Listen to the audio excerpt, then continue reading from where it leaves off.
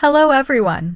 Welcome. Make sure to subscribe so you can learn English every single day. Now take a deep breath. Pause for a second. Forget about grammar rules, forget about the fear of making mistakes, and forget everything people told you about how hard English is. Because today, we're doing something new. This isn't a normal class or a boring lesson. It's something much deeper. It's a wake-up call. Your English isn't missing or broken. It's only sleeping. And today, together, we're going to wake it up. If you've ever felt shy when speaking, or if your tongue feels stuck and your heart beats faster whenever someone asks, "Do you speak English?" This is your moment. In the next hour, we'll go on a small but powerful journey. There will be no complicated grammar, no dull exercises, and no memorizing word lists. Instead, we'll explore 12 real situations from daily life, the kind of conversations that truly matter. You'll talk about your mornings, your weekends, your job, your feelings, and even your pets. But we'll go beyond words. You'll start to feel the language. You'll begin to think in English instead of translating in your head. You'll understand that English isn't just something you study in a book. It's something you live, something you experience every day. And here's the best part. You don't need thousands of words or perfect grammar. You just need one small thing, a spark inside you that says, "Yes, I can do this." You need a little rhythm, a daily habit, and some belief in yourself. So listen carefully, speak with energy, and most of all, trust yourself. Your English journey doesn't begin today, it begins now. Let's start. I open my eyes. The clock says 6:45 a.m. My alarm has already gone off 3 times, but I didn't hear it. Slowly, I sit up, rub my eyes, and stretch my arms. The room is quiet. Through the window, I can hear birds singing and the soft sound of a car passing by. It's a new day. I still feel tired, but I know I have many things to do. I walk to the bathroom and look at myself in the mirror. My hair is messy and my eyes still look sleepy. I splash my face with cold water. The chill wakes me up a little. Then I grab my toothbrush and say softly to myself, "Okay, let's start the day." As I brush my teeth, my thoughts start to wander. What's the plan today? I ask myself. Do I have meetings? Work? Something fun to do? The day hasn't really started yet, but already my mind is busy. That's how most mornings are, a mix of tiredness and quiet hope, the feeling that maybe, just maybe, today will be better than yesterday. As I finish brushing my teeth, my thoughts start running in different directions. Do I have a meeting today? Did I reply to that important email? Too many questions fill my head at once. I take a deep breath and remind myself, one step at a time. I walk to the kitchen and put a pot of water on the stove. It's tea time. While waiting for it to boil, I wipe the counter and clear a few dishes. The soft sound of bubbling water brings a small smile to my face. I pour the hot water into my cup, add some tea leaves, a bit of milk, and take the first sip.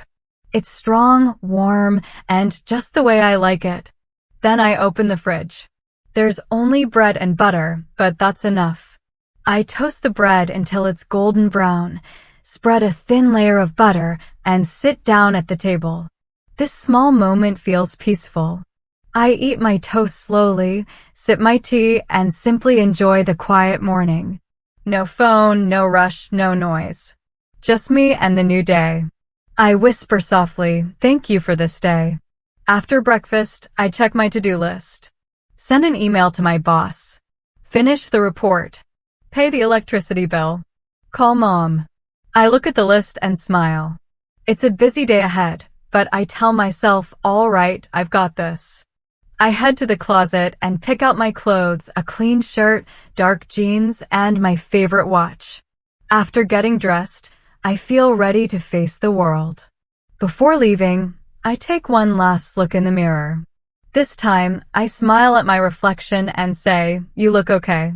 Grabbing my bag, I take a final sip of tea, lock the door behind me, and step outside. The day has begun. It's 7:35 a.m. The sun is slowly rising, painting the sky with a soft golden light.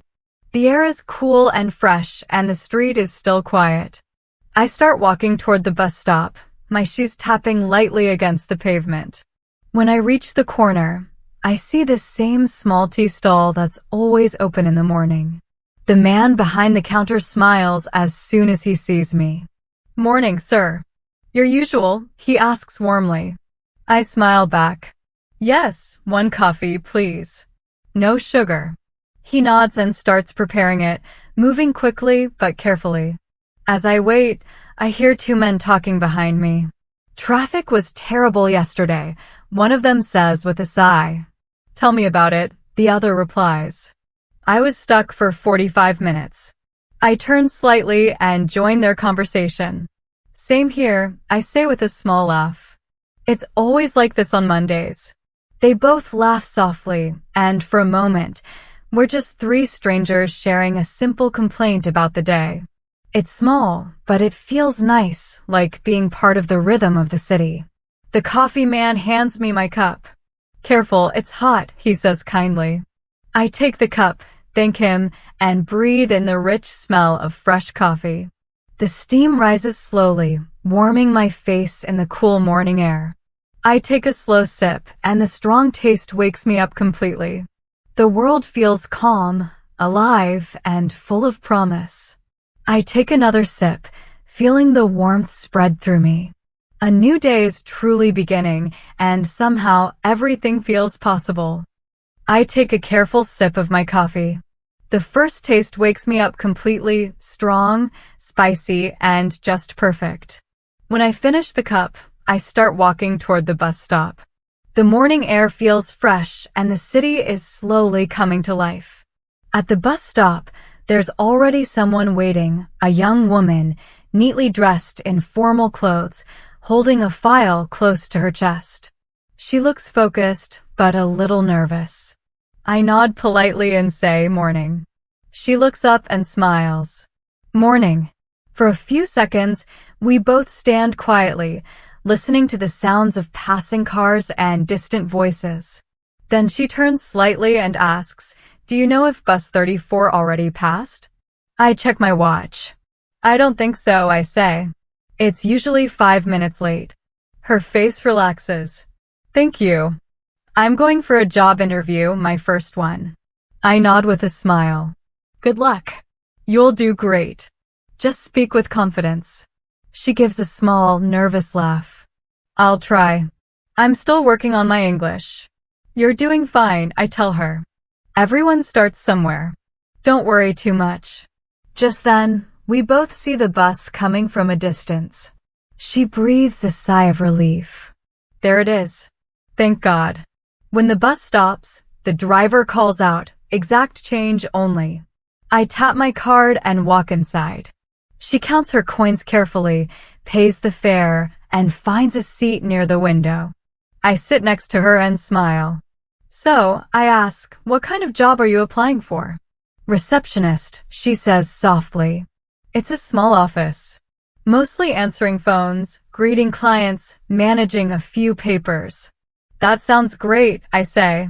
"You'll get to meet people and you'll practice English every day.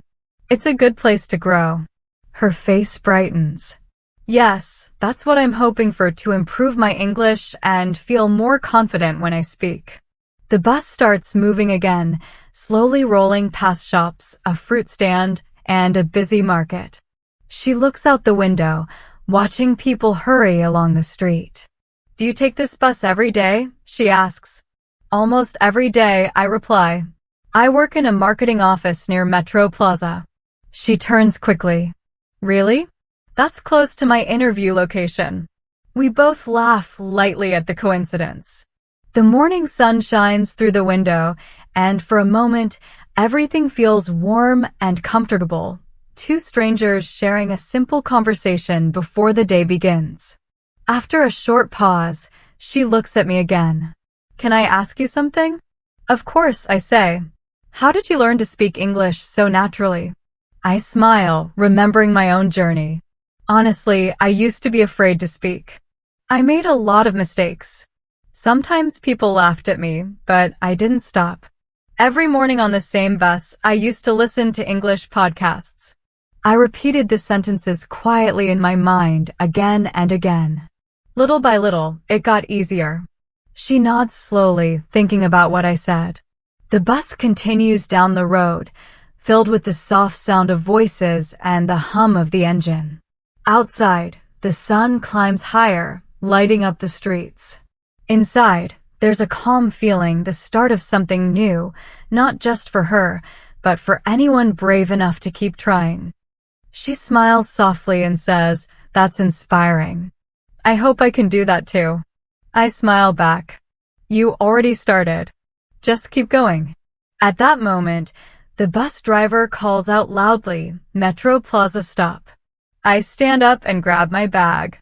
"This is my stop. Good luck again," I say with a nod. She smiles warmly. "Thank you, and thank you for the encouragement." I wave before stepping off the bus. The doors close behind me, and the noise of the city fills the air again. As I walk toward my office building, I think about that short conversation. A simple chat on a bus, but it means something. I remember when I used to feel the same fear she has now, afraid to speak, afraid of making mistakes, afraid of being judged. But here I am, helping someone else feel a little braver. That's what growth really looks like. Not perfection, progress. It's 8:55 a.m. I reach the tall glass building where I work, swipe my access card, and step inside. The familiar scent of coffee and paper greets me. The elevator doors open, and I step in. For a moment, I'm alone. I take a deep breath and whisper to myself, "Let's make today a good day." As the elevator climbs floor by floor, I mentally go over my schedule, check emails, attend the morning meeting, finish the report I didn't complete yesterday. A busy day ahead, but that's okay. When the elevator stops on the 7th floor, I walk out into the marketing department. The office lights are bright. Some of my coworkers are already at their desks typing quickly, while others chat near the coffee machine. The sound of laughter and the hum of computers mix together, the sound of a normal workday beginning. I greet the first person I see. "Good morning, Alex." He looks up and smiles. "Morning. You're early today." I laugh, trying to be productive before the chaos starts. He chuckles. "Smart move.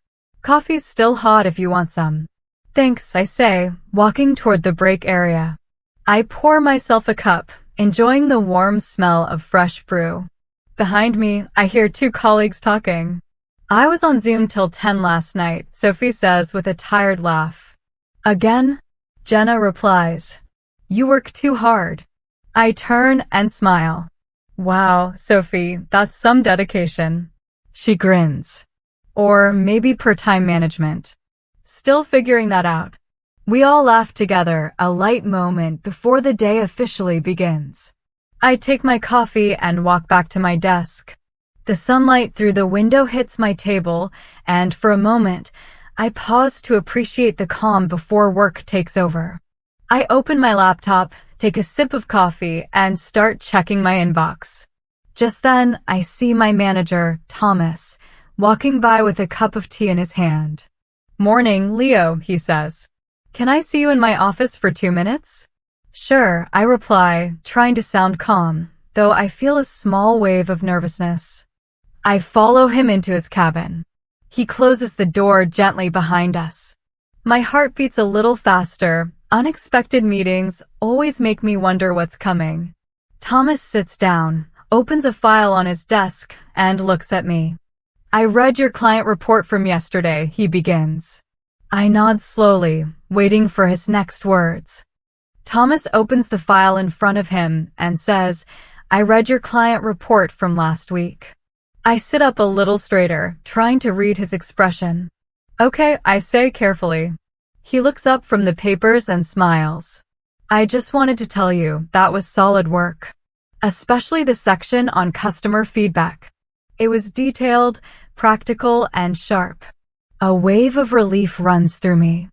I had been expecting criticism, but instead I hear praise. Thank you, I say honestly. I was worried it might have too much detail. He shakes his head. No, that's exactly what we need. You've improved a lot since your first month here. I nod and reply, I've been trying to work on my communication. English used to be my biggest fear. Thomas leans back in his chair and studies me for a moment. I didn't know that, he says. Honestly, you speak clearly and with confidence. That's what matters most. I smile, a little embarrassed but proud.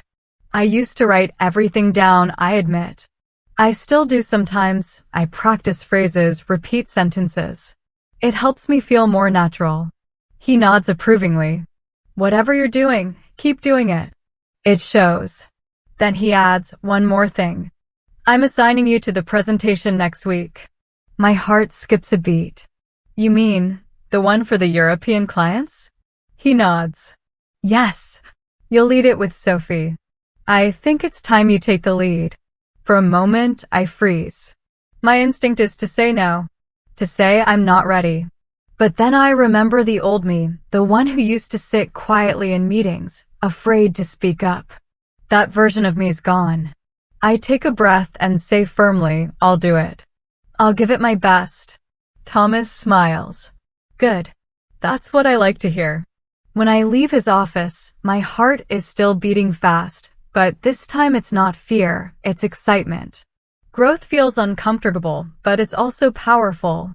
Back at my desk, Sophie walks over holding her cup of coffee. So, she says with a grin, I heard we're teammates now. I laugh. Looks like it. The big client presentation. She nods. You'll do great. Just speak slowly and clearly. You already sound professional. Thanks, I reply. I've been practicing. I even talk to myself at home sometimes. Sophie laughs. Same here. My cat thinks I've lost my mind.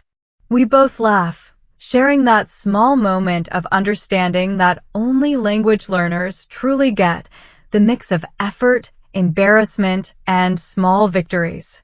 After she leaves, I open my laptop and start planning. Slide by slide. Word by word. Sentence by sentence. Because I know something now, every conversation, every mistake, every moment of practice adds up. I wasn't born speaking fluent English. I didn't grow up with perfect grammar or fancy vocabulary. But I learned slowly, consistently, with patience and courage. And that's what makes this journey beautiful. It's not about sounding like a native speaker. It's about expressing yourself, connecting with others, and believing that your voice deserves to be heard. As I work on the slides, I feel that same small spark inside me, the one that once whispered, yes, I can do this. Now, that voice feels stronger than ever. I wasn't born with perfect grammar or fancy words, but I showed up every single day. I practiced, I failed, I tried again. And now here I am speaking, sharing, leading. And if I can do it, so can you. It's Friday afternoon. The clock on the wall shows 3:17 p.m. The office feels calm but full of that familiar Friday energy, the quiet excitement that comes before the weekend. Emails slow down. People start to smile more. You can hear chairs rolling, keyboards clicking, and someone softly humming a tune. I close my laptop, lean back in my chair, and take a deep breath. For the first time all day, I let myself relax. Hey Leo, a cheerful voice says behind me. Got any exciting plans for the weekend? It's Emily from the creative team, holding her coffee mug and smiling like she already knows something fun is about to happen. I turn around and grin. Nothing too exciting. Maybe just sleep for 12 hours straight. She laughs. That actually sounds like heaven. But seriously, anything fun? I think for a moment. Well, I might go hiking on Saturday. There's this trail just outside the city I've been wanting to try. Hiking, she says with raised eyebrows. That's cool. Going alone or with friends? With Daniel and Michelle, I reply. We planned it last month, but the weather was bad. This time, it looks perfect. Just then, Daniel walks over, tall, full of energy, and as usual, looking like he's ready for an adventure. Did someone say my name? He asks with a wide grin. Emily rolls her eyes playfully. We were just talking about your big hike tomorrow. Daniel laughs. Oh yeah, I've been waiting for this all week. I even bought new hiking boots. Super expensive, but totally worth it. I smirk. Let's hope they don't fall apart halfway up the mountain. Daniel chuckles. If they do, I'll just sit down and wait for you to rescue me. Emily laughs. That's not how hiking works, Daniel. Just then, Michelle joins us, hearing the laughter as she walks in. Let me guess, she says, smiling. Daniel's already making excuses not to hike. Daniel raises his hands dramatically. False accusations. Michelle laughs. Anyway, I can't wait. Nature, fresh air, and finally, a break from screens. I nod, feeling the same. Exactly. I just need to disconnect for a bit. No emails, no meetings, no phone buzzing every 2 minutes. Emily sighs dreamily. That sounds amazing. Enjoy it for all of us stuck at home. Daniel points at her cup. You could still join us, you know. She shakes her head. No chance. My plan involves a couch, a blanket, and a movie marathon. We all laugh.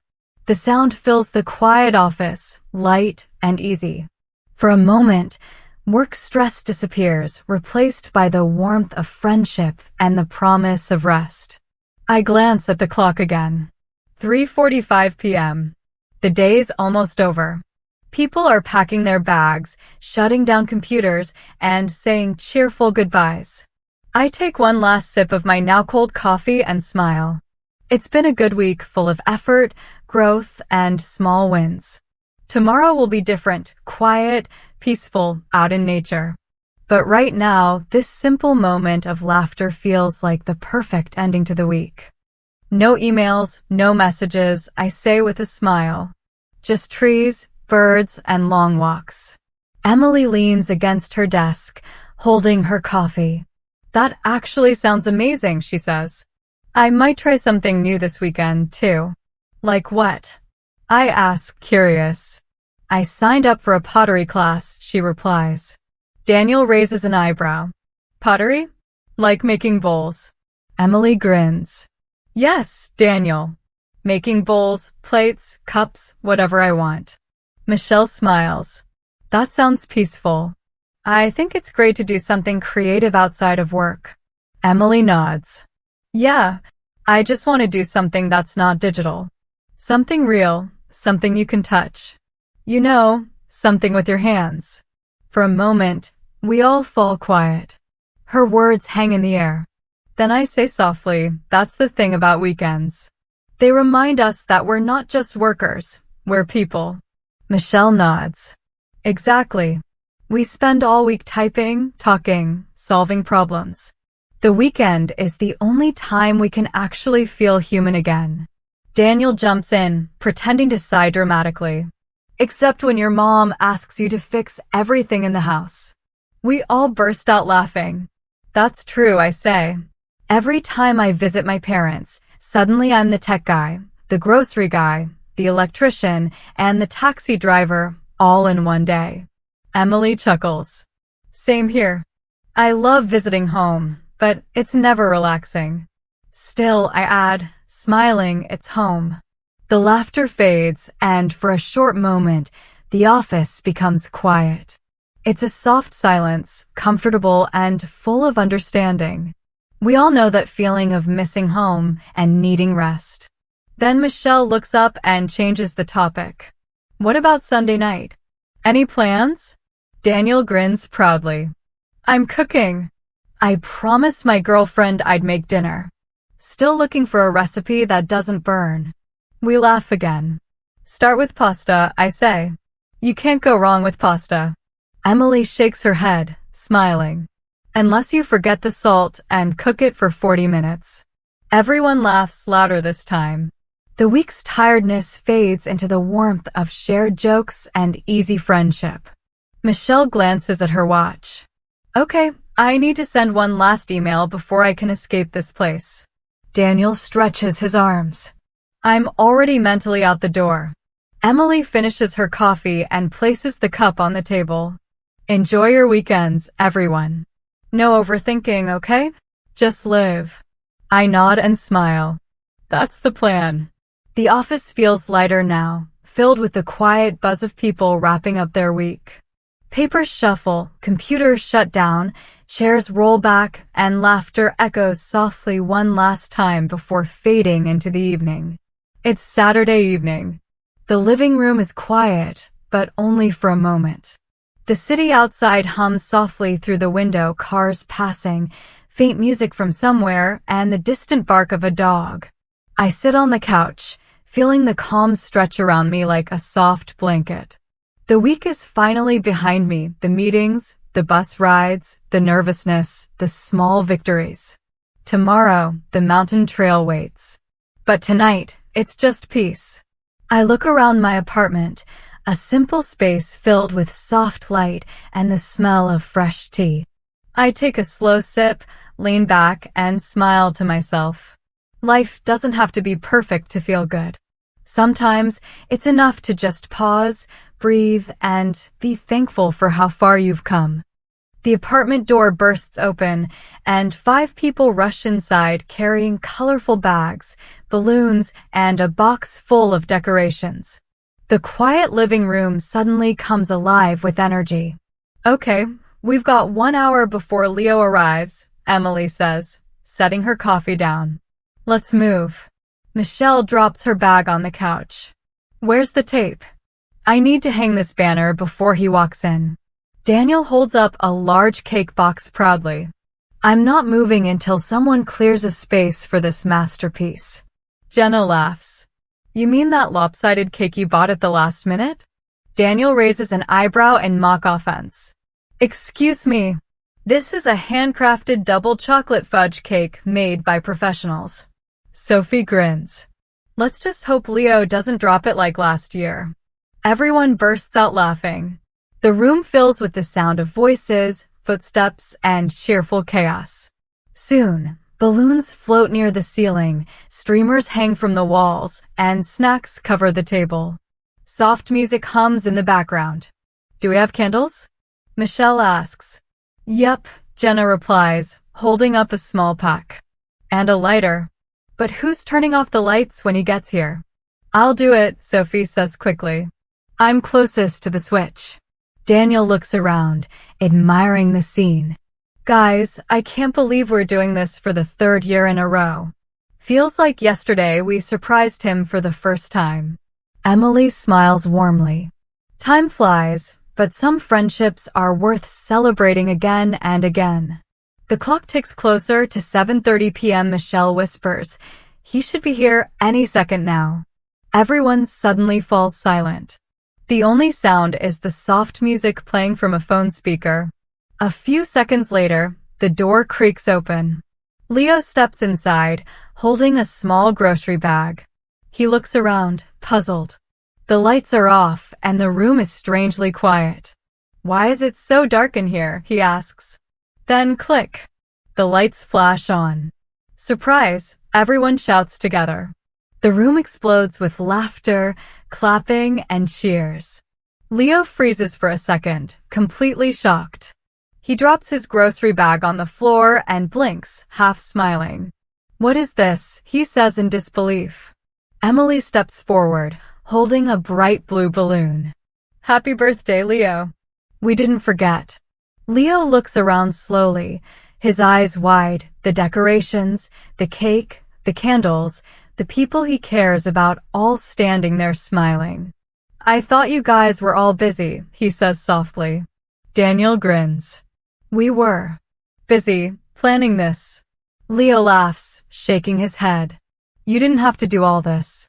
Sophie steps closer and says gently, that's exactly why we did. Michelle joins in, holding up the cake box. Come on, make a wish before Daniel eats it all. Leo laughs again, this time louder, fuller. He feels warmth spread through his chest, the kind that comes only from being surrounded by people who truly care. As they light the candles, the room glows softly in shades of orange and gold. Someone starts singing Happy Birthday, and soon everyone joins in, slightly off-key but full of love. Leo closes his eyes for a moment. He remembers the shy person he once was, scared to speak, scared to stand out. But now, surrounded by laughter and light, he feels something different, gratitude. When he blows out the candles, it's not just for a birthday wish, it's a quiet thank you for friendship, growth, and the courage to keep showing up. Michelle hands Leo a colorful birthday hat. "Put this on," she says with a grin. "It's tradition." Leo laughs as he places it on his head. "I can't believe this. You all just made my whole week." Emily carefully lights the candles on the chocolate cake. The soft glow fills the room. "Okay," she says, smiling. "Make a wish. But don't say it out loud." Leo closes his eyes. For a moment, everything is still. The music fades, the laughter quiets. He smiles quietly and blows out the candles. Everyone cheers, claps, and laughs as the tiny curls of smoke rise. Daniel immediately cuts a big slice of cake and says, "All right, open your mouth. You get the first bite." Leo laughs and takes a bite. His eyes widen. "Wow," he says. "This is actually really good." Daniel puffs out his chest. "Told you. A true masterpiece." Everyone finds a spot on the couch or the floor, holding plates of cake and cups of juice. The laughter softens into quiet conversation. Jenna asks with a teasing smile, "So, how does it feel to be older?" Leo shrugs and says, "Honestly, I feel lucky. Not because it's my birthday, but because I have all of you in my life." Michelle smiles warmly. "You're not just older, Leo. You're wiser, stronger, and maybe a little more emotional too." Leo chuckles and nods. "You're right about that. I used to hate birthdays, too much attention. But this is different." Emily leans forward and says, "That's because this isn't about attention. It's about appreciation." Sophie adds softly, "You're always there for everyone, Leo. You help, you listen, you work hard, and you never complain. So tonight, we're here for you." Leo sits back, quiet for a moment, deeply moved. "You guys," he says, "you really didn't have to." Daniel waves his hand. "Enough with the speeches. Open the gifts before I change my mind and take mine back." Leo laughs as everyone cheers. They hand him a few small wrapped boxes. The gifts aren't fancy, just meaningful. He unwraps the first one, a clean, leather notebook. "For your big ideas," Jenna says. The next one is a white mug with bold letters that read, "Keep going." Everyone laughs and Leo nods, saying, "I love it." Then Emily passes him a small frame. Inside is a group photo from 2 years ago, all of them together, smiling under the office lights. "One of our best days," Sophie says. Leo holds it for a long moment before opening the last box. Inside is a folded piece of paper, a handwritten note. He unfolds it carefully and starts to read out loud, "Dear Leo, you might think you're just ordinary, but to us, you're the reason Mondays feel better. You remind us to keep going when things get tough. Today, we want you to know that you matter. Happy birthday." The room falls silent for a few seconds. Leo looks up, his eyes glassy with emotion. "I don't even know what to say," he whispers. "Thank you, all of you, for everything." Emily smiles softly. "You don't have to say anything. Just promise us one thing." Leo looks around. "What's that?" Michelle raises her glass and says, "Don't ever disappear on your birthday again." Leo laughs, wiping the corner of his eye. "Deal." Everyone lifts their glasses, some with sparkling juice, some with soda. The sound of clinking fills the room as Emily says, "To friendship, to laughter, and to never forgetting what really matters." They all echo together, "To us." The night continues with more jokes, music, and memories. Outside, the city lights twinkle. Inside, The warmth of friendship glows brighter than any candle. Julia sits quietly for a moment, then says, "That's beautiful." I never thought of it that way. Leo smiles softly. Cities are like people sometimes. You just have to notice the right things. She nods, glancing out the window at the sunlight dancing on the street. And what about you? How have you been? After everything at work, the birthday, the bus conversations, you seem different. Leo chuckles, stirring his iced coffee. I guess I am. I've learned that it's okay to make mistakes, to speak up, to show up even when it's scary. I wasn't always like this. Julia raises an eyebrow. Was there a moment that changed it all? He thinks for a moment. Maybe it was small things. Encouraging someone on the bus, finishing a report I didn't think I could, leading a presentation, realizing that confidence isn't magic. It's practice, patience, and persistence. Julia smiles, her eyes reflecting the sunlight. You've really grown, Leo. And I can see why people like you, why they celebrate you, not just on birthdays. Leo laughs quietly. It's funny, isn't it? Life gives you these little reminders, friendships, kindness, moments where you realize you're stronger than you thought. You just have to notice them.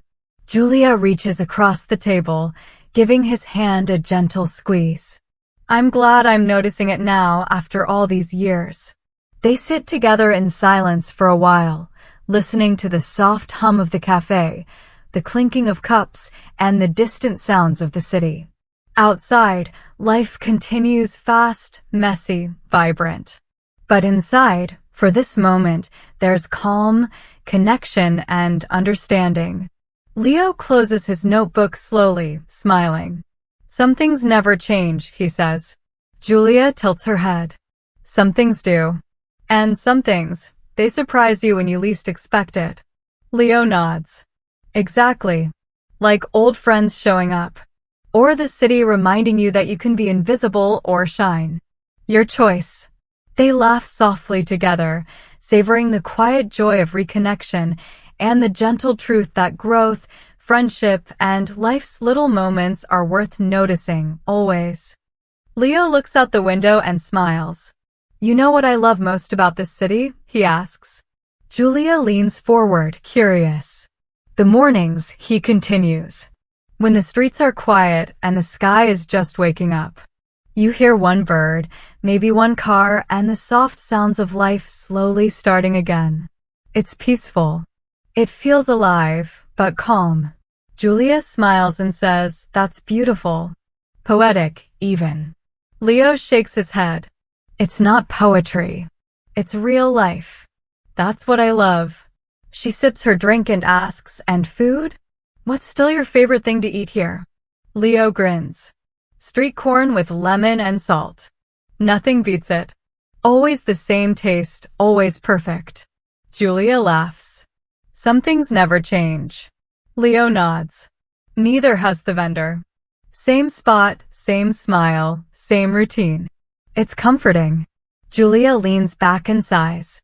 I miss the night markets.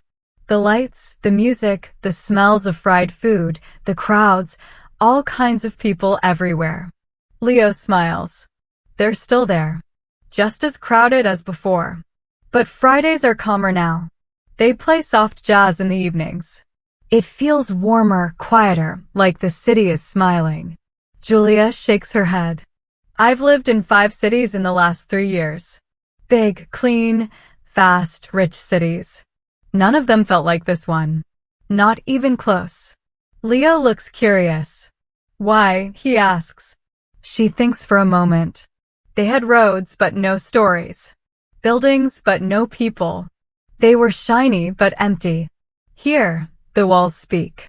You can feel history, life, laughter, and dreams. You can feel people living. Leo nods slowly. That's exactly what I always tell travelers. If you want to see a pretty picture, go to a postcard city. But if you want to feel something, come here. You'll understand life in a way you can't anywhere else. Julia smiles softly. I wish more people knew that. They miss what home really feels like. Leo touches her hand gently. Then that's your job now. You've seen the world. Now tell it what home really means. They sit in silence for a few moments, letting the words linger. The city outside moves slowly, but the quiet connection between them is strong. After a while, Julia stands. Let's take a walk. I want to see it all again. Leo closes his notebook and stands as well. Let's go. I'll show you the new bridge, the old trees, the same cafe we used to sit at with no money and big dreams. Everything's changed, yet somehow, it's the same. They step outside, the city alive around them. The sun is low, the sky dotted with clouds, and a gentle wind brushes past. Leo puts on his jacket, grabs a reusable shopping bag, and they start walking through the streets they once knew so well. Shops are open, people are moving about, children are laughing, and street musicians play softly on the corner. Leo points to the new bridge over the river. See that? It's beautiful at night, with all the lights reflecting in the water. You'd love it. Julia nods, smiling. And those old trees over there? They've grown taller, stronger, older. Just like us.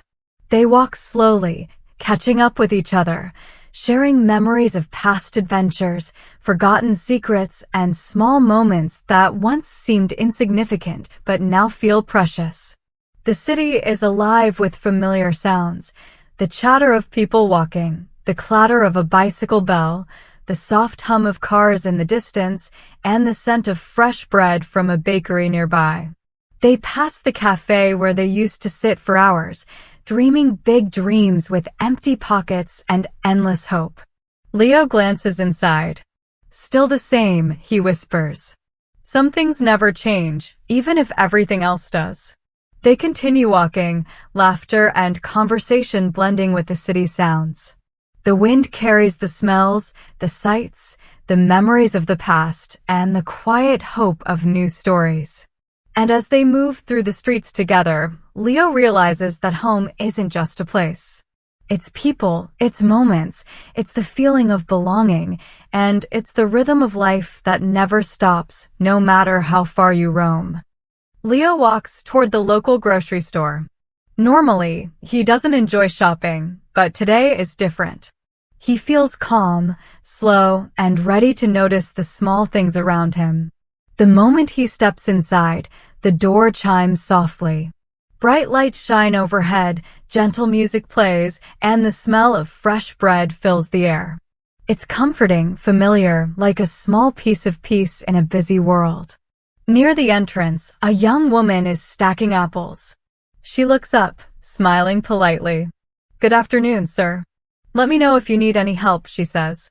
Leo returns a warm smile. Thank you. I'm just looking around for now, he replies. He grabs a small shopping cart and starts walking down the first aisle, the one filled with fruits and vegetables. He picks up an avocado and squeezes it gently. Still hard. Not ready yet, he mutters quietly to himself. The smooth green skin, the soft smell, the small imperfections, it all feels oddly satisfying. Then, a tap on his shoulder makes him turn. It's Daniel, his friend from work. Leo, you shop here too? Daniel asks, surprised. I do now, Leo says with a grin. Daniel points at his cart. Wow, that's the healthiest cart I've ever seen. Are you planning to open a salad bar?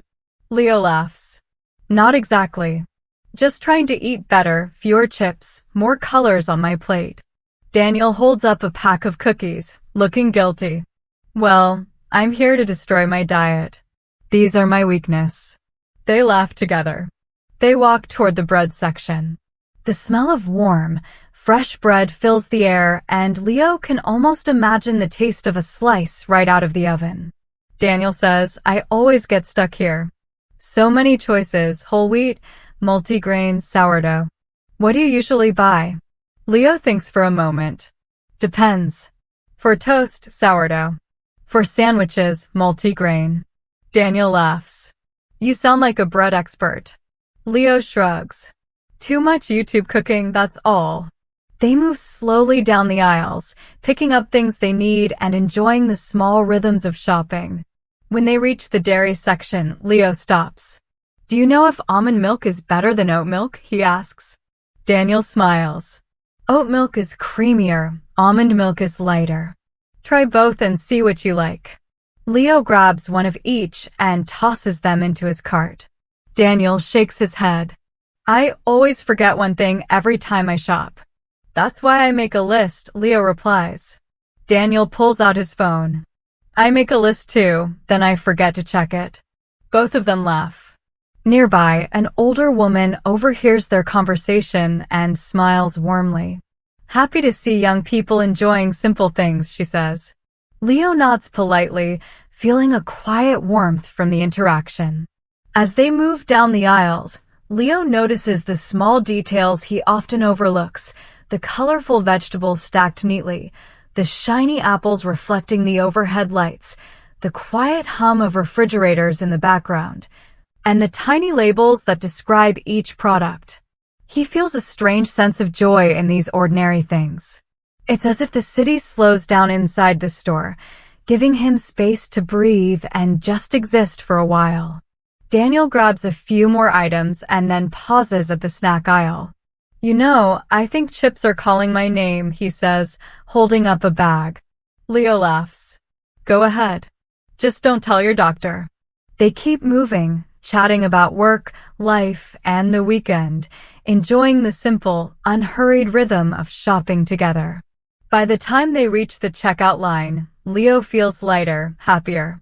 The cart is full, not just with groceries, but with the small pleasure of a calm, ordinary day. Daniel jokes about the total cost and Leo smiles, feeling grateful for these quiet, simple moments. As they leave the store, the sunlight hits their faces. The city feels alive again, but in a calm, gentle way. Today, shopping wasn't a chore, it was a small adventure. Leo smiles back at Daniel. "I think that happens to everyone," he says quietly. Then he turns to Daniel and adds, "You know what I love about shopping?" Daniel raises an eyebrow, curious. "No lines," Leo starts, then shakes his head. "Not that. I mean the small moments." A quiet song playing over the speakers, a stranger giving you a smile, a child laughing somewhere in the store. You're alone, but not lonely. Everything just feels calm. Daniel thinks about this for a moment. "You always notice the deeper side of things," he says softly. Leo shrugs. "Life teaches you that when you slow down, you start to see more." They continue walking toward the meat and frozen section. Daniel grimaces a little. "I usually avoid this part. Too much plastic everywhere." Leo nods. "I know. I try to buy fresh food when I can, but sometimes convenience wins." The checkout line is calm, not busy. A young cashier greets them warmly. "Hello. Did you find everything okay?" Leo smiles. "Yes, thank you." Daniel places his cookies on the counter and grins. "And I found a few things I didn't even need." The cashier laughs softly as she begins scanning their items. "Do you need any bags?" she asks. Leo shakes his head. "No, I brought my own. Trying to reduce waste." The cashier smiles and nods. "That's great. Thank you for doing that." They wait for a few moments, listening to the faint background music. Daniel looks around and says, "You know, I used to hate grocery shopping. Now, it feels almost like therapy." Leo smiles. "I think it's because we're not rushing anymore." Daniel nods. "Maybe. Or maybe we're finally growing up." They finish paying, thank the cashier, and step outside. The wind is gentle now, brushing lightly against their faces. The sun has begun to dip, giving the streets a soft, golden glow. The bags feel lighter than they are, almost like they carry more than just groceries. They carry a small sense of peace. Daniel turns to Leo. "So, what are you cooking tonight?" Leo laughs lightly. "Vegetable stir-fry. Maybe a little soup on the side." Daniel raises his eyebrows and laughs. "Wow, you're officially an adult." Leo grins. Only on Sundays, he says. They wave goodbye and walk in opposite directions, each enjoying the evening air and the quiet rhythm of the city. As Leo walks home with his groceries, he doesn't feel tired. He feels full, not just full of food, but full of calm, full of clarity, full of small, perfect moments. The soft background music in the store, the sound of laughter from another aisle, the smell of oranges and fresh bread, the polite words from strangers, all of it blends together into something quietly beautiful. He thinks about how often people rush through life, missing these small joys. But tonight, he has slowed down. He notices the color of the streetlights, the sound of leaves rustling in the breeze, the feeling of the sun fading behind the clouds. Life doesn't need to be loud or fast to be meaningful. Sometimes, it is in these simple, ordinary moments that real life hides, the small smiles, the warm sunlight, the tiny surprises that remind you the world is still kind. It's Friday night, 7:15 p.m., and the streets are peaceful. Leo walks the last few blocks to his apartment, bags in hand, thinking about the vegetable stir-fry he'll make, the soup simmering quietly on the stove, and the small joy of being fully present in a slow, calm evening. Life, he realizes, doesn't always have to be big or exciting. Sometimes it is just enough to notice the music in a grocery store, the laughter of a child, or the smile of a stranger. Those are the moments that last. The restaurant was busy, but not too loud. Warm lights glowed softly above them, and soft music played in the background. Glasses clinked quietly, and people spoke in calm, gentle voices. The air smelled of garlic, roasted vegetables, and something sweet baking in the oven. Leo walked in with Emily and Daniel, all of them happy to leave work behind for a few hours. They had promised themselves one thing tonight: no cooking, no stress, just food and laughter. A waiter near the entrance smiled warmly. "Good evening. Table for 3. Leo nodded. "Yes, please." "Right this way," the waiter said, leading them to a table by the window. From their seats, they could see the street outside, quiet but alive with people walking by and cars passing. Daniel leaned back and said, "Nice view. You can see the whole street from here." Emily waved him off with a grin. "I'm just here for the food." They sat down, and the waiter handed them menus. "My name is Alex," he said politely. "I'll be your server tonight. Let me know if you have any questions." "Thank you," Leo replied. Alex walked away, leaving them to browse the menus. Daniel opened his menu and squinted at the fancy words. "Wow, everything here has a name I can't pronounce," he said. Leo chuckled. "Just pick something with chicken. You really can't go wrong." Emily scanned the pages carefully. "I'm craving something creamy, maybe pasta, but also something spicy." Leo raised an eyebrow, teasing. "Creamy and spicy? That's a dangerous combination." Emily smirked. "Life is short." Daniel pointed at a dish. "What is tagliatelle alimony?" he asked. Leo leaned over and read it. "It's pasta with lemon cream sauce." Daniel grinned. "I'm ordering that. Sounds expensive." They all laughed at the thought, enjoying the easy, light-hearted mood. Alex returned. "Are you ready to order?" he asked politely. Leo shook his head. "Can we ask a few questions first?" "Of course," Alex replied. Emily went first. "Is the spicy chicken pasta very spicy or just a little?" Alex explained, "It's medium spice, but we can make it mild if you prefer." Emily nodded. "I'll take it medium." "And can I get it with whole wheat pasta?" "Absolutely," Alex said. Leo placed his order next. "I'll have the grilled salmon with roasted vegetables. Could you add a side of mashed potatoes?" "Sure thing," Alex replied. "And anything to drink?" "Just water for me," Leo said. Daniel followed. "I'll try the tagliatelle alimony, please. And a glass of iced tea." Alex nodded, smiling politely as he walked away. They settled back in their chairs, taking in the warm, comfortable atmosphere. Outside, The evening sky was soft and glowing, with the last light of the sun reflecting on the street. Daniel leaned forward, looking at the menu again. "I love places like this," he said. "Everything feels fancy, but still cozy. You don't feel rushed, and you can actually enjoy being here." Emily nodded. "Exactly. It's the little things, really. The quiet music, the smell of the food, the lights reflecting off the glasses. It all makes you feel like you belong somewhere." Leo smiled. "And tonight, that's exactly what we need. A little pause, a little comfort, and good food with friends." They watched as the kitchen staff worked quietly behind the counter, the chefs moving with careful precision. A soft hum of conversation floated around them, a gentle reminder of life going on outside their little table. They laughed about work stories, teased each other lightly, and shared small personal updates. The world beyond the window seemed big and busy, but inside the restaurant, time slowed down. When the food arrived, it looked even better than they imagined. The salmon glistened, vegetables were colorful and fresh, and the pasta smelled creamy with a hint of lemon. Emily's pasta steamed gently, spicy aromas rising from the plate. Daniel took his first bite and nodded appreciatively. "Worth every penny," he whispered, smiling at Leo and Emily. They ate slowly, savoring every bite, sharing stories, and enjoying the comfort of being together.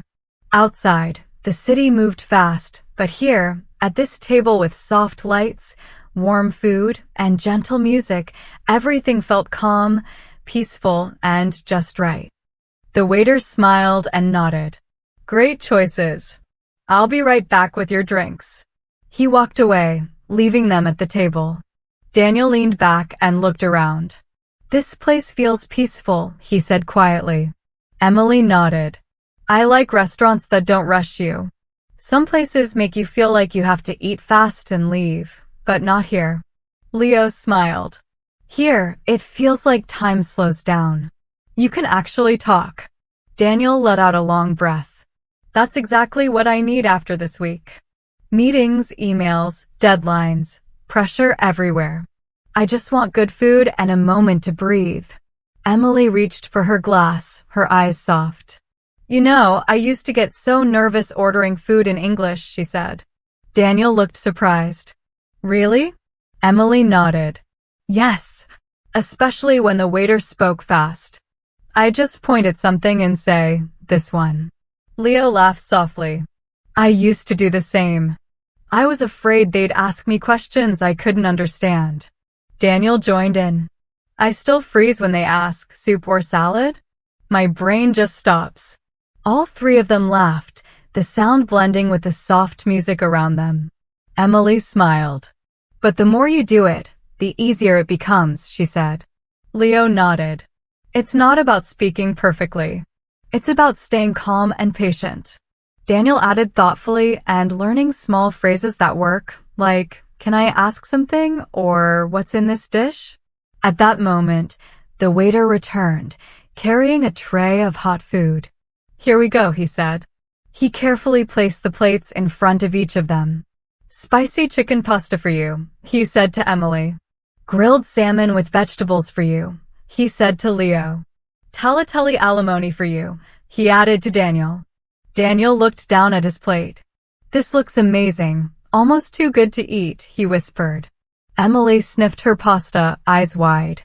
"That smell, wow." Leo took a careful bite of the salmon and smiled. "This is perfect," he said. They all started eating slowly, savoring each bite.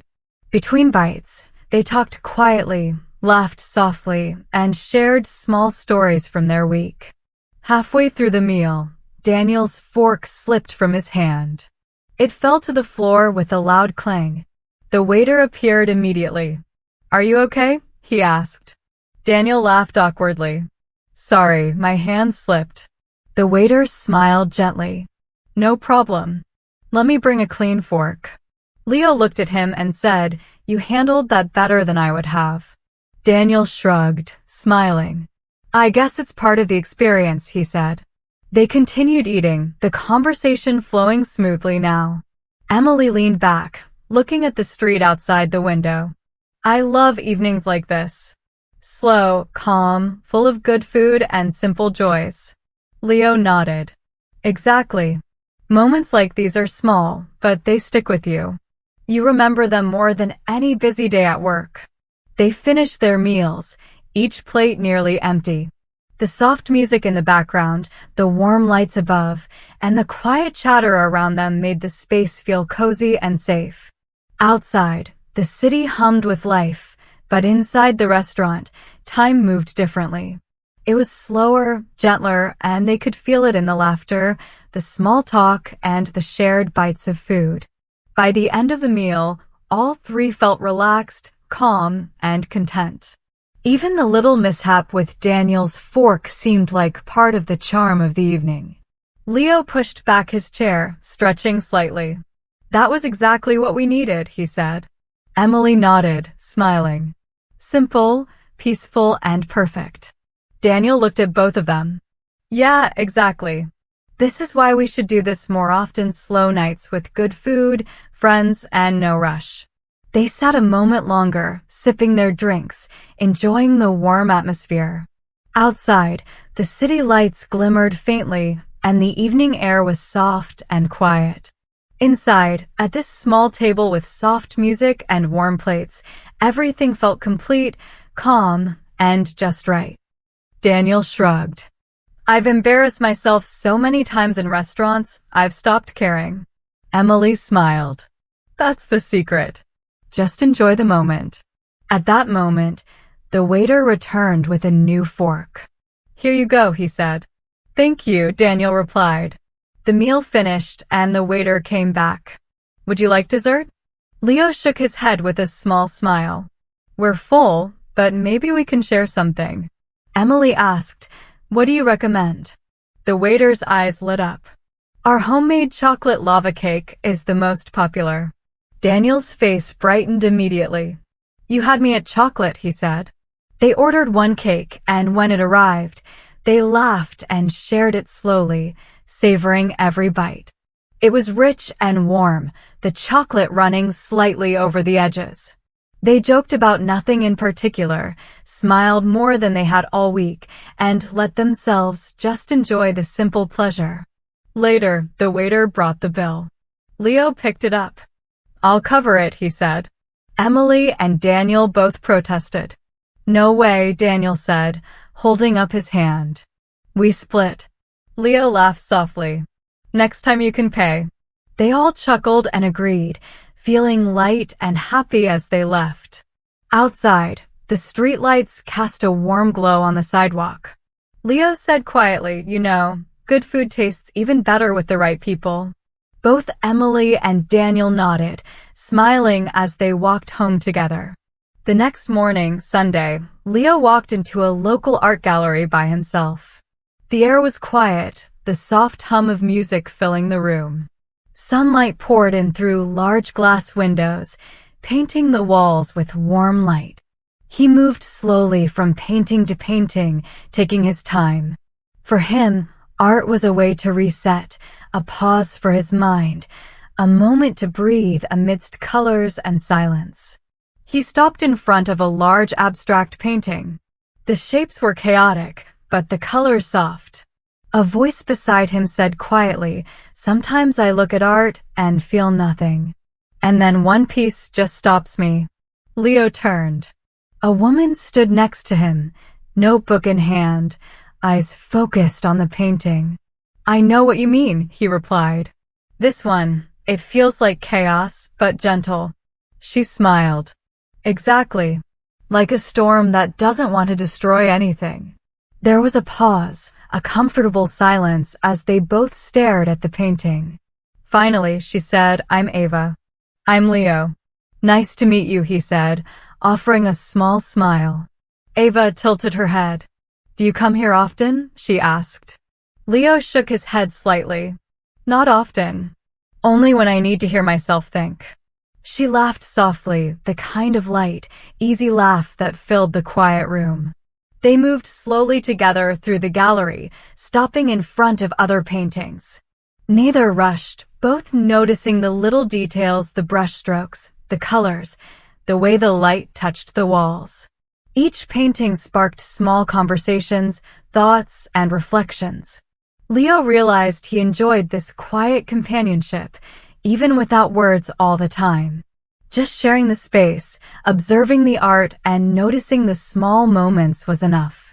After a while, they reached a painting with muted tones, soft lines blending into each other. Ava pointed at it. "This one feels like hope," she said. Leo nodded. "Yes, like a calm after a storm." They lingered there, silent, letting the feeling of the painting settle around them. By the time they left, the gallery was nearly empty and sunlight had shifted across the room. Leo felt refreshed, lighter, as if the calm and stillness had settled into his chest. Walking outside, the city felt softer than before. He realized that moments like these, the slow meals, shared desserts, quiet galleries, and small talks, were what filled life with a gentle kind of happiness. They were simple yet real. And sometimes, real was exactly what mattered. "That's a good reason," Leo said. "I come here when I need to stop thinking." Ava smiled. "I guess we're opposites." She gestured toward a bench. "Wanna sit?" They sat side by side, careful not to crowd each other. Ava looked at him. "So, Leo, what do you do?" "I mean, when you're not decoding paintings," he replied with a small smile. "I work in marketing. I help companies tell better stories." "Ah," she said, nodding slowly. "A storyteller. That makes sense." Leo returned the smile. "And you?" "I'm a writer." "Well, trying to be." "I teach part-time and write when I can," she added softly. "That's brave," Leo said without thinking. Ava looked surprised. "Brave?" He nodded. "Telling your truth on paper. That's not easy." She paused for a moment. "Maybe. Or maybe I'm just afraid to speak out loud, so I write instead." "I used to be like that," Leo admitted.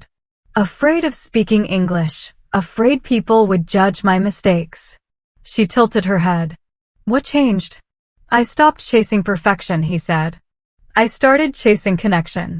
Ava leaned forward slightly. "That's beautiful. Do you mind if I write that down?" Leo laughed. "Go ahead." She opened her notebook carefully and wrote, "Stop chasing perfection. Start chasing connection." Then she looked up. "You seem comfortable with people." "Only after I stopped trying to impress them," Leo replied. She smiled softly. "Do you believe strangers can become friends in one conversation?" "Yes," he said. "If they're honest." Ava nodded slowly. "I moved to this city 6 weeks ago. I don't know many people yet." "Well," Leo said with a grin, "you know one now." She looked at him, her eyes warm. "Thank you. That means more than you think." A brief silence passed between them, gentle and easy. "So," Leo asked, "what do you write about?" "Real things," she said. Silence. Shame. Small victories. Conversations that don't go anywhere. People who feel too much. "That's what the world needs," he said quietly. Ava tilted her head, curious. "What about you? Do you love your job?" He paused, thinking. "I like it. But I love moments like this more, where two people meet for the first time and just talk." She smiled deeply, a light spreading across her face. "I feel the same way." They sat together a while longer, letting the sunlight spill over the gallery floor. Words were not always necessary. Sometimes, the comfort of another person, the quiet presence of someone listening, was enough. Leo noticed the soft rhythm of the space, distant footsteps, a faint hum of music, the slight rustle of notebook pages. In that gentle stillness, time slowed. Conversations faded into reflection, laughter into smiles, and small moments became heavy with meaning. Leo realized that connection didn't need perfection. It didn't need schedules or flawless sentences or polished plans. Sometimes it only needed honesty, presence, and the willingness to share space with another person. Ava looked back at him and smiled again, and in that glance, Leo felt a quiet certainty. The city could be vast, confusing, and lonely, but even here, in the midst of strangers, moments like this made life feel wide, warm, and possible. Emily says, "You always say that even when it's stressful." Leo smiles. "It helps me focus on what I can learn, not just what's hard." His mom nods. "That's a good perspective. Makes things feel lighter." For a moment, they all eat quietly, letting the warmth of the meal settle over them. The soft music in the background mixes with the occasional clink of cutlery. Emily, unable to resist, points at the salad bowl. "Leo, did you make this?" He nods. "A little mix of whatever was fresh. I thought we could use some color tonight." Emily grins. "It looks amazing. You're turning into quite the chef." Leo laughs softly. "Only on Sundays." His father leans back, smiling. "I like this. The family eating together, enjoying the food. Makes me feel like things are simpler, even if the week was chaotic." His mom adds, "It's these little moments that matter most." Leo takes a bite of salad, savoring the flavors. Warm bread, roasted vegetables, a dish he made himself, all of it feels more than nourishment. It feels like a reminder, even in a busy, noisy world, there are pockets of peace. Emily, scrolling briefly on her phone, looks up. "I like these dinners. No rush, no screens dominating the conversation." "Exactly," Leo says. "Just us and the food and small talk that sometimes turns into something bigger." His dad nods thoughtfully. "It's good to notice these things while you can. Life moves fast." Leo sets down his fork and smiles around the table. "I've been thinking about that a lot lately. How the little moments, shopping slowly, sharing a meal, walking through an art gallery, they're the ones that stick with you." His mom reaches out and squeezes his hand. "I'm glad you see that. It's easy to miss when life is always moving." Emily grins. "And sometimes the little things are the best stories." Leo nods, feeling full not just with food, but with something quieter and deeper, connection, peace, and the simple joy of being present with people who matter. For a while, they continue eating, talking, and laughing lightly. Outside, the evening sky darkens, but inside, their home is warm, full of soft sounds, light, and life. Leo knows that, no matter what the week brings, these Sunday nights are a kind of anchor. A place to rest, to notice, and to simply be. "Even when life feels like it's falling apart," Leo said, "that's how I get through it. That's how I survive." His mother looked at him with soft eyes and said gently, "You've grown stronger, Leo." "I see it." He smiled quietly, feeling her words deep inside him, but he didn't say anything back. It was one of those moments where silence carried more meaning than words. Then his father spoke. "I wish I could have spoken like you when I was younger," he said slowly. "I used to be afraid to talk. Afraid to make mistakes. Afraid to be judged." Leo looked at his dad and nodded, thinking how similar their experiences were. "I used to be like that too," he admitted. "Especially with English. In meetings, I stayed quiet, not because I had nothing to say, but because I was scared I would say it wrong and everyone would notice." Emily, who had been quietly listening, leaned forward and asked, "What changed, Leo?" He thought for a moment and replied, "I stopped trying to be perfect. I stopped trying to impress everyone. I started trying to be real. I started speaking honestly, even if it wasn't perfect English, even if I made mistakes." His father nodded. "That's not easy," he said. "It's difficult to do that, especially in front of other people." Leo smiled softly. "But staying silent was even harder. Silence kept me small. It kept me from sharing my ideas, my feelings, my thoughts. I didn't want that anymore. I wanted to grow, even if it meant stumbling over words sometimes. His mother reached over and gently touched his hand. "We are proud of you, Leo. Not just because you work hard, but because you're becoming the kind of man people can trust. A man who speaks honestly and listens to others. That's rare and it matters." Emily grinned. "And the kind of brother who always washes the dishes after dinner," she teased. Leo laughed. "Okay, let's not go too far," he said. The room filled with warm laughter, the kind that comes from comfort and familiarity, from being truly at home. Emily looked around the table and said softly, "You know what I really love about these dinners?" Leo tilted his head. "What?" She smiled. "We sit together. We talk. No phones, no rushing, no distractions. Just us." Their mother's eyes sparkled with warmth. "I wait for this all week," she said.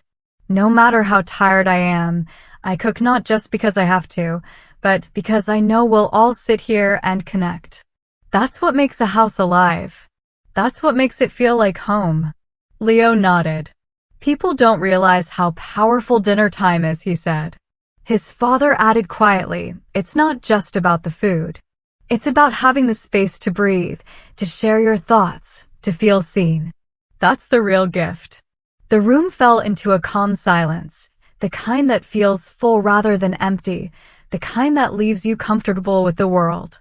After a few moments, Emily spoke again. "I wish more families did this," she said, her voice thoughtful. "Leah," their mother smiled. "Maybe one day, when you all have your own families, you'll do the same," she said softly. Her father nodded in agreement. "Teach your children to listen, not just to speak," he said. "And tell them it's okay to take their time, to speak slowly, to make mistakes. What matters is that they speak truthfully and that they really hear the people around them." Leo looked at his family and felt a deep sense of peace.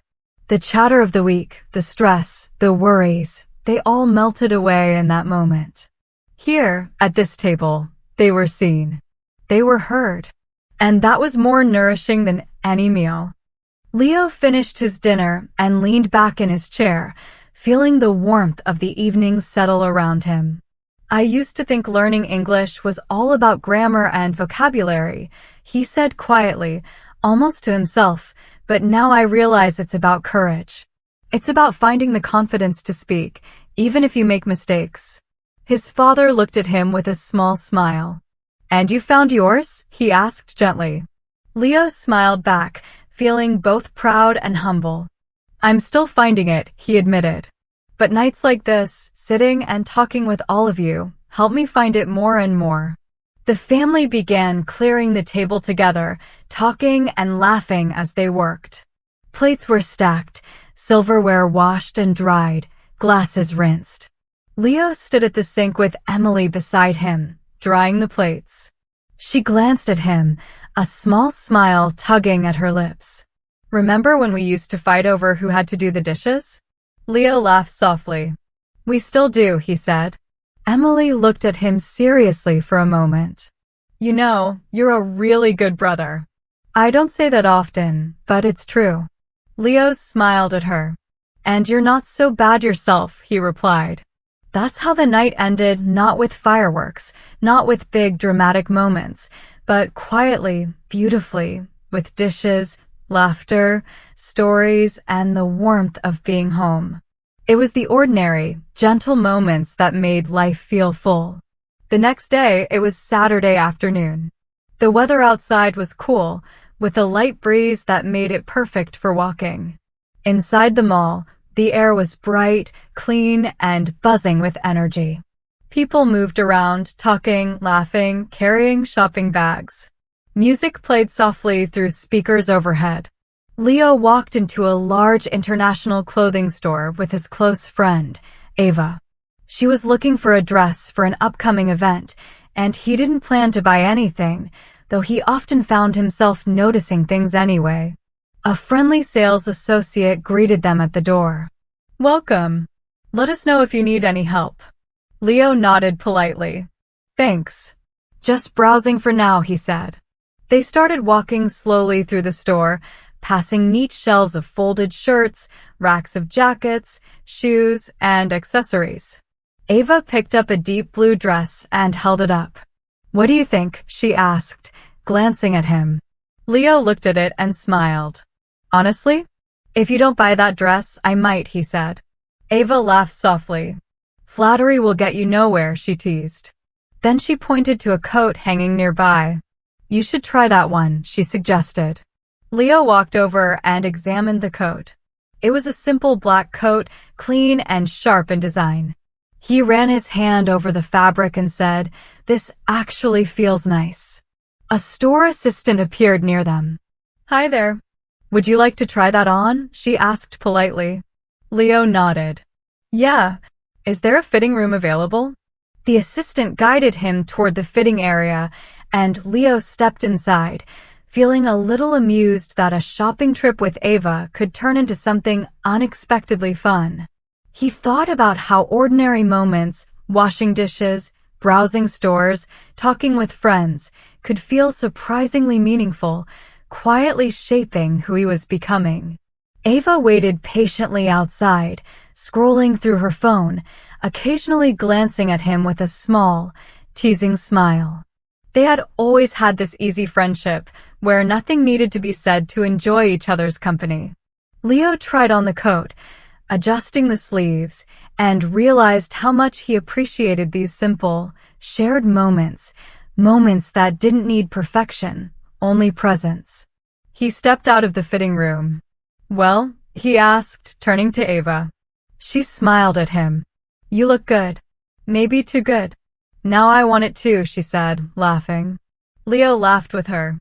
And in that laughter, in that small store filled with music and people, he felt something quietly satisfying, the joy of ordinary life, the comfort of friendship, and the small moments that, together, made life feel alive. The store assistant smiled warmly at Leo. "Yes, right this way," she said, leading him toward a small curtained fitting room. Leo followed, stepping inside as she opened the curtain. "Let me know if you need another size," she added. Leo nodded and closed the curtain behind him. He carefully slipped into the black coat he had chosen, tugging at the sleeves and adjusting the collar. It felt soft, clean, and surprisingly comfortable. He studied himself in the small mirror, turning slowly to see the back, imagining how he might wear it on a cold day, walking down the street or heading into a meeting. A few minutes later, he stepped out of the fitting room. Ava looked up and smiled. "Wow," she said. "That's it. That's your coat." Leo glanced at the mirror, uncertain. "I'm not sure," he admitted. "Trust me," Ava said gently. "It fits your energy." He turned, checking the back again, feeling the fabric against his shoulders. Then he smiled. "Okay," he said, "I actually like it." The store assistant returned. "How does it feel?" she asked politely. Leo shrugged. "Good. A little snug around the shoulders." "Do you have a bigger size?" "Let me check," she replied, walking away toward the back of the store. Leo and Ava sat together on a small bench near the corner. Ava glanced at him. "You're not used to shopping for yourself, are you?" Leo shook his head slightly. "I never saw the point." "As long as I'm clean, I'm fine," he said. Ava smiled, kind and understanding.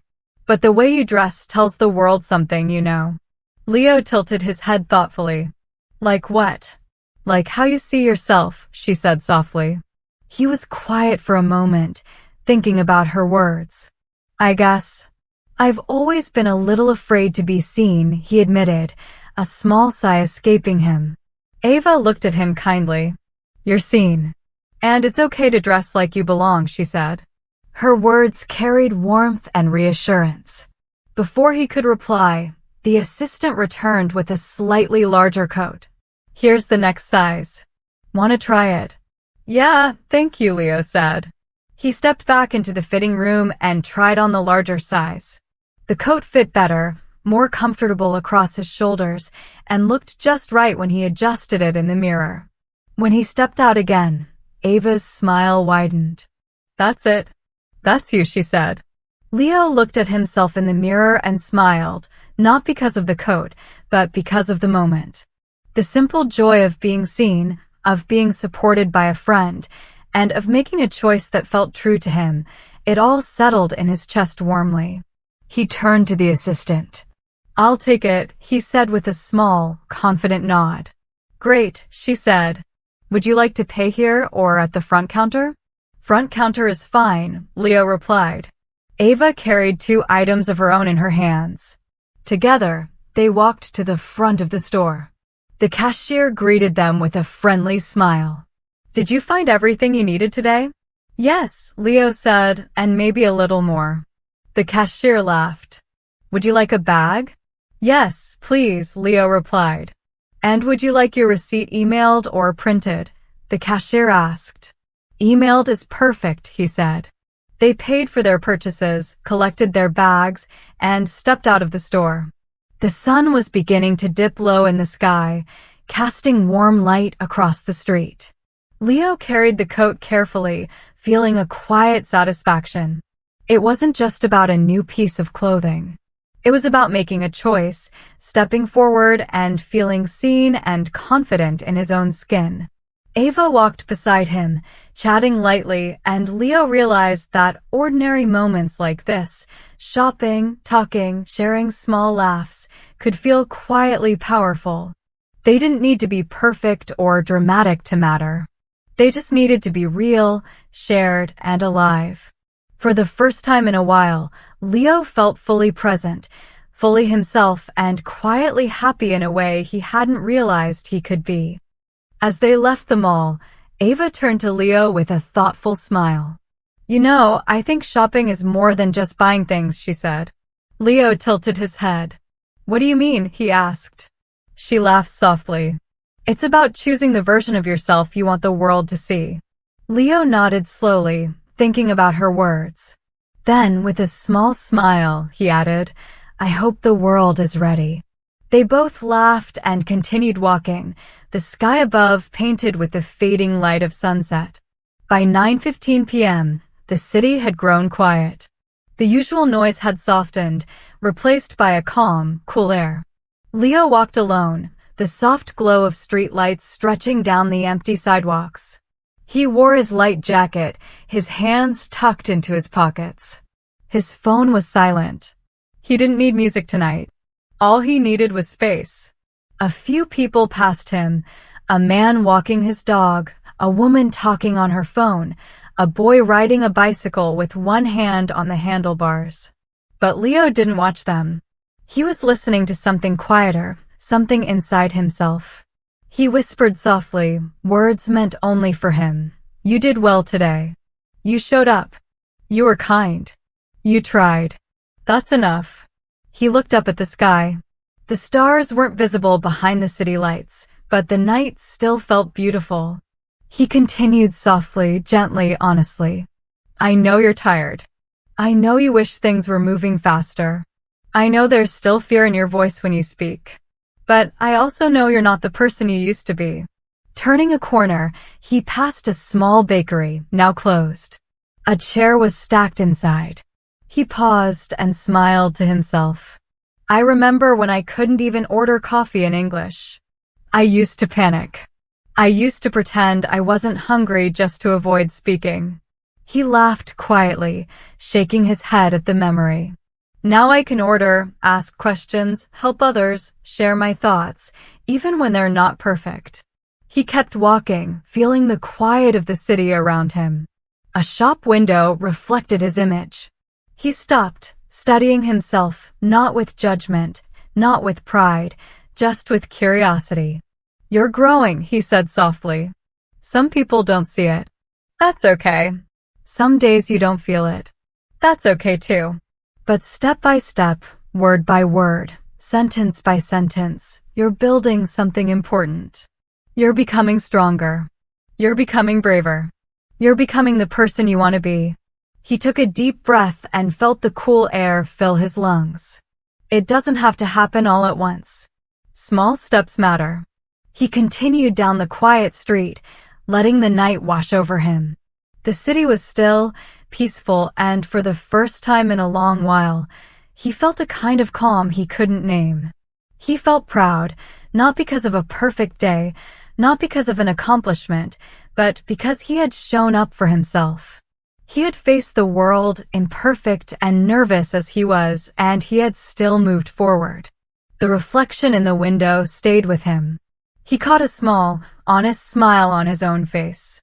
It wasn't for anyone else, just for him. It was enough. He whispered one last time, "I see you. You're doing your best. Keep going."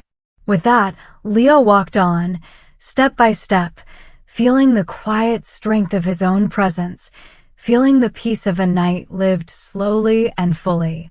The city lights glimmered around him, the streets empty but alive in their own way, and he realized that some of the most important moments weren't loud or dramatic. They were simple, soft, and entirely human. Leo keeps walking, the night quiet around him.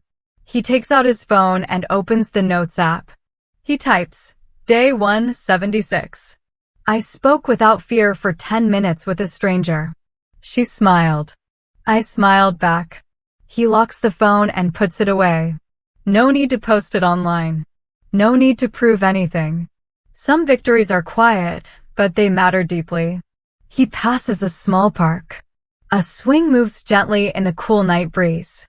Leo whispers to himself, "You don't have to be perfect. You just have to be here. You don't need big words. You just need real ones." He knows it's true. Even if no one notices, even if no one applauds, these small moments of courage are what count.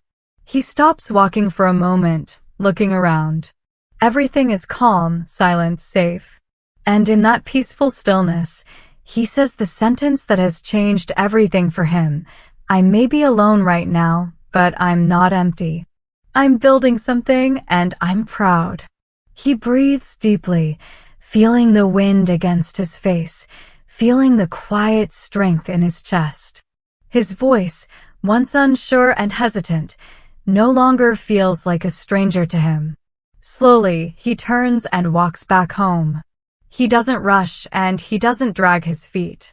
He walks steadily, like someone who trusts the road ahead. Each step feels intentional, each breath a small victory. Leo thinks about how far he has come.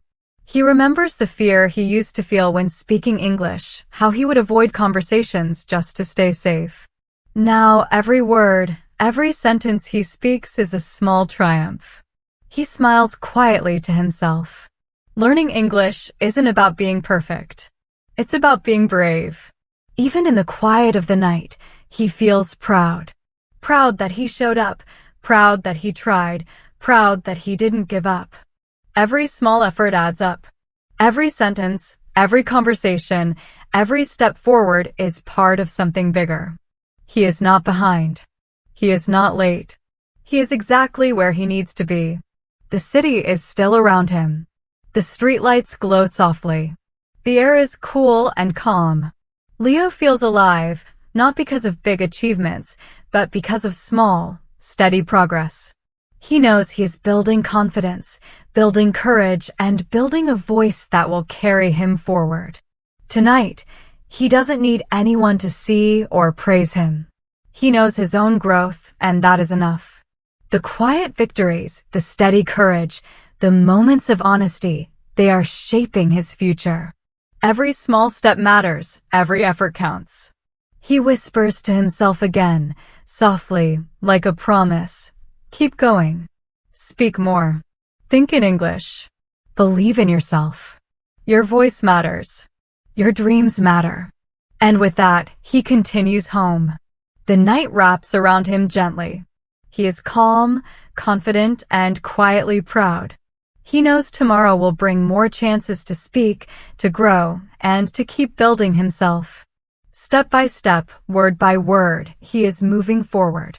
The path isn't easy, but it is his. And tonight, that is enough.